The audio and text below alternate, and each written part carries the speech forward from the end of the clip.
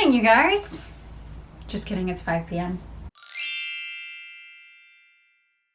Hello there, I'm Fernanda. Welcome if you're new, welcome back if you've been with me for a while. Today, we are going back into the kitchen.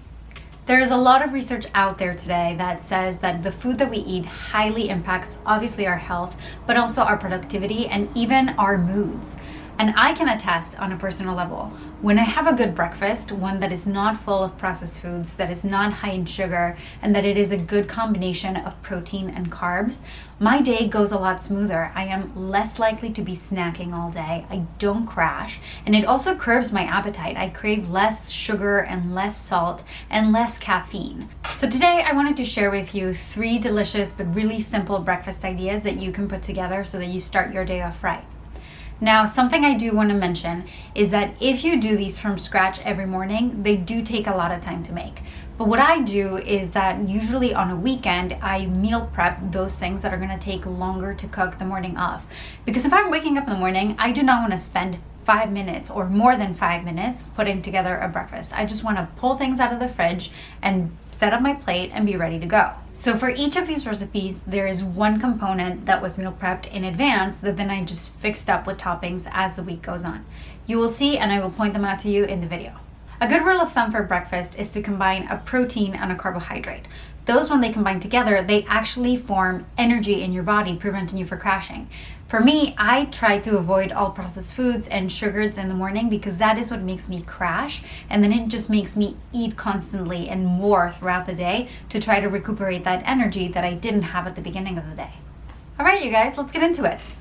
For the first breakfast, we're going to start with some oatmeal. Though this time we're not going to go the traditional route, we're going to go for something savory. I'm going to start with some greens, whatever I have in my fridge, and I'm going to saute it in some olive oil and garlic.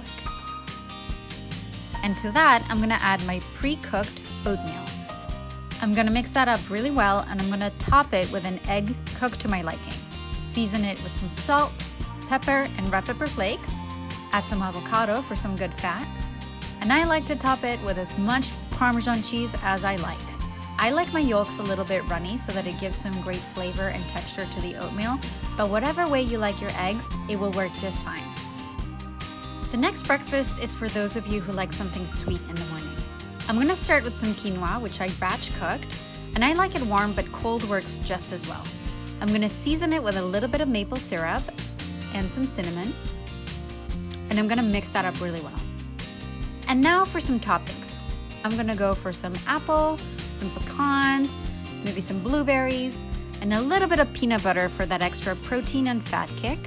And because I like that cereal-like texture, I'm going to go for some milk. And lastly, we're going to do a gluten-free version of avocado toast. I started by cutting a potato into half-inch slices. I'm going to line a cookie sheet with parchment paper, and I'm going to lay my sweet potatoes on it. I'm going to bake them at 400 degrees for about 25 minutes, flipping them halfway through, or until they're fork tender. Allow them to cool, and once they're completely cold, you're good to store them in the fridge. To assemble our breakfast, I'm going to start with a slice of sweet potato toast, which I heated up in my toaster for about 5 minutes. I'm going to top it with some avocado, and why not, some goat cheese. I'm going to season it with salt, pepper, and for a kick, some red pepper flakes, and drizzle it with a little bit of olive oil. And to make this a balanced meal, I like to eat it alongside some fruit, whatever I have in my fridge, maybe some strawberries, some mango, or today I happen to have some coconut. And for some protein, I like a good hard-boiled egg, which I also batch cooked in advance. All right, you guys, that is going to be it for this video. I hope you enjoyed it. Thank you so much for watching and sticking with me to the end. If you do try these recipes, please snap a photo and share it on your Instagram stories. Tag me below. My handle is right here because I would love to see what you guys came up with in terms of toppings and different things, all of that stuff. Don't forget to leave me a comment. Let me know if you do have breakfast and what you normally have. And if you're the kind of person who doesn't have breakfast, how?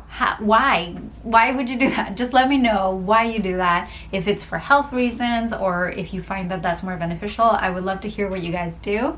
Also, if you're new or haven't done so already, please don't forget to subscribe. There is a button over here that you can click and ring that bell to be notified every time I post new videos. I am here every single Thursday and I can't wait to see you guys next week with something completely different. See you then. Bye. Today, I feel like I literally ate my weight in breakfast because I've been shooting for you guys all day and I didn't want to waste any food, so yeah, no food was wasted in the making of this video. I kid. No, but really.